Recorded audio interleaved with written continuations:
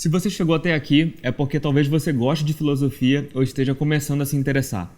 Mas assim, gostar de filosofia é só uma coisa que a gente fala para dizer que você gosta de saber como a realidade funciona e qual que é o fundamento das coisas em geral.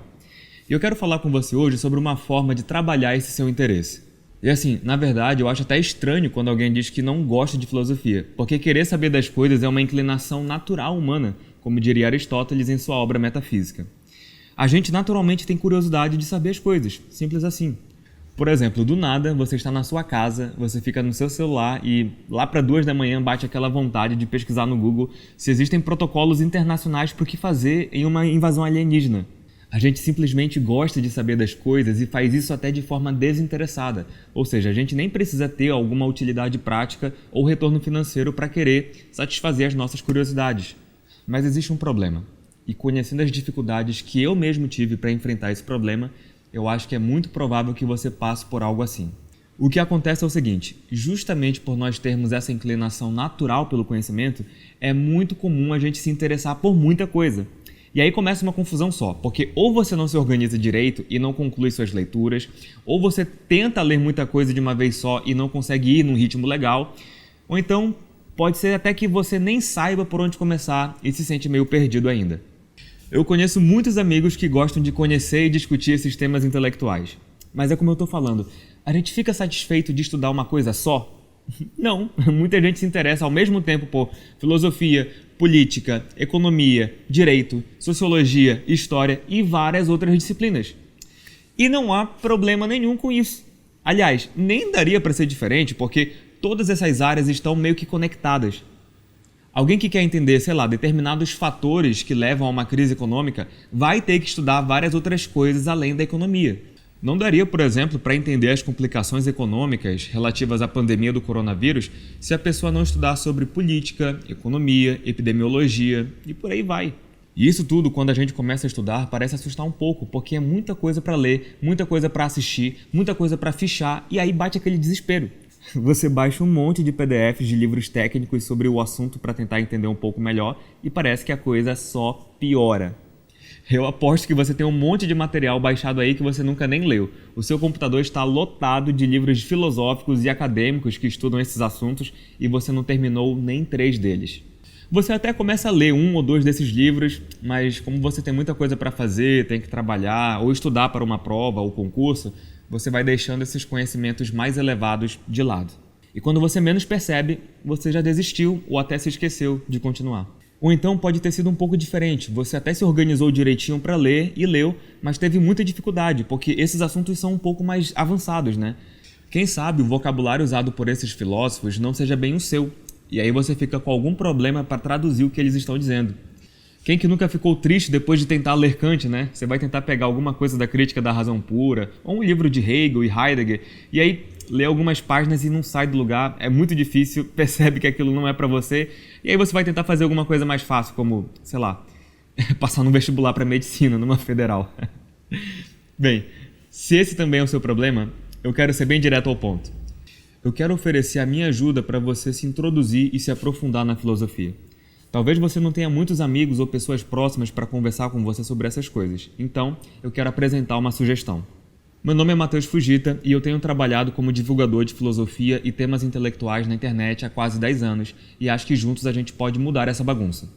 Eu quero oferecer aqui um curso com a proposta de dar a você as ferramentas necessárias para entender como alguma das maiores mentes da humanidade pensaram as grandes questões do mundo. Fui tentando entender quais eram os passos que Platão, Aristóteles, Tomás de Aquino, Kant, Wittgenstein e outros deram na hora de pensar que eu montei o curso A Formação da Opinião, os Fundamentos da Filosofia. Esse curso tem como proposta basicamente ajudar você a construir uma opinião sólida, consistente e robusta a respeito dos temas que interessam você.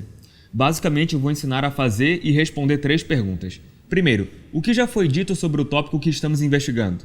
Segundo, o que é a coisa investigada? E terceiro, quais são as condições necessárias que possibilitam a coisa investigada ser o que ela é? Respondendo à primeira pergunta, nós estudaremos sobre os vários tipos de opiniões e certezas que existem, onde e como pesquisar informação de qualidade, como montar o que eu chamei de tabuleiro filosófico e vamos ver os tópicos metodológicos necessários para começar uma investigação séria. Nesse módulo, Quine, Wittgenstein, Habermas e Aristóteles serão alguns dos nossos convidados de honra para ajudar a coisa a ficar menos complicada. É capaz de você já ter ouvido por aí a expressão status questione, ou seja, o estado da questão. Esse módulo vai falar justamente sobre como que se avalia o estado da questão, como que a gente reúne as principais opiniões relevantes que já foram dadas sobre o assunto para aí sabermos qual é o estado atual do tema discutido.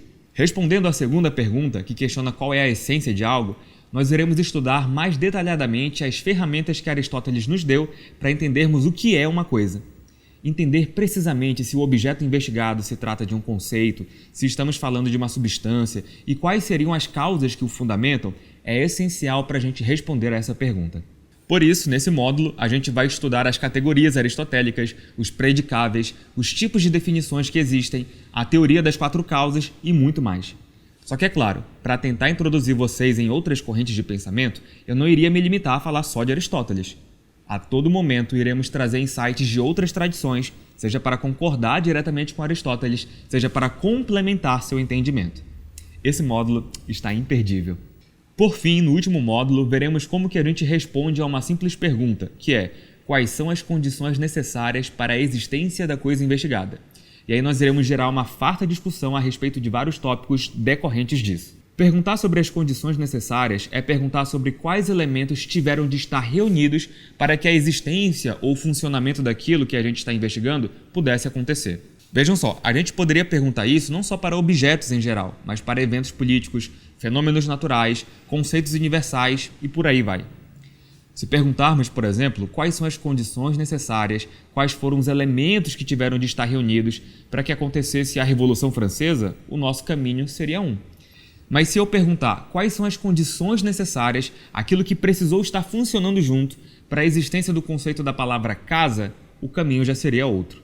Daí, nesse módulo, nós veremos exemplos de como vários filósofos pensaram essas questões e como que podemos, nós mesmos, aplicar essa pergunta nas nossas reflexões.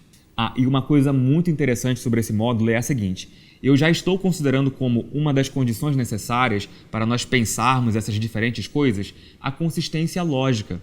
Por isso, boa parte desse módulo vai se destinar a trabalhar a lógica silogística, quais são as regras que foram desenvolvidas para a lógica a partir da tradição grega e que foram sistematizadas longamente na Idade Média.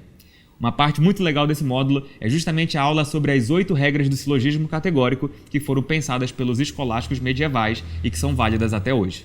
Todo esse arcabouço lógico acabou influenciando também a modernidade e devemos ser muito gratos pelo que a escolástica fez. Por isso, eu acho que essa exposição bem amarradinha vai ser importante para vocês.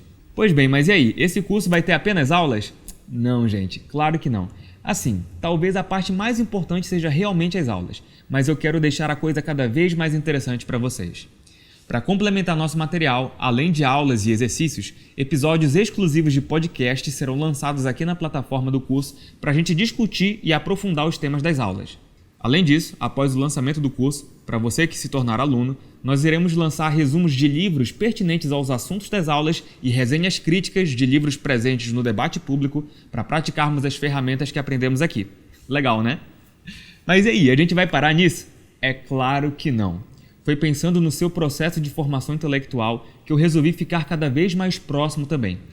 Todos os alunos do curso terão acesso aos nossos grupos de Telegram exclusivos, onde postaremos materiais complementares, tiraremos dúvidas com a nossa equipe e onde nós iremos marcar lives para conversar sobre diversos temas. E sobre a nossa equipe, a partir do momento em que você entrar, você irá conhecer um pouco mais dos membros de pesquisadores e roteiristas, gente com formação acadêmica em filosofia, para ajudar vocês com as dúvidas que tiverem. Gente, e claro, você terá toda a liberdade de fazer um teste com a gente sem compromisso nenhum.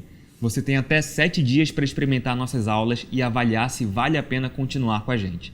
Se você achar que esse conteúdo não vai acrescentar muito para você, pode pedir seu dinheiro de volta que a gente devolve. Mas caso você queira continuar, pode vir que a gente vai ter muita coisa para conversar. Então, eu aguardo vocês no curso A Formação da Opinião, os Fundamentos da Filosofia.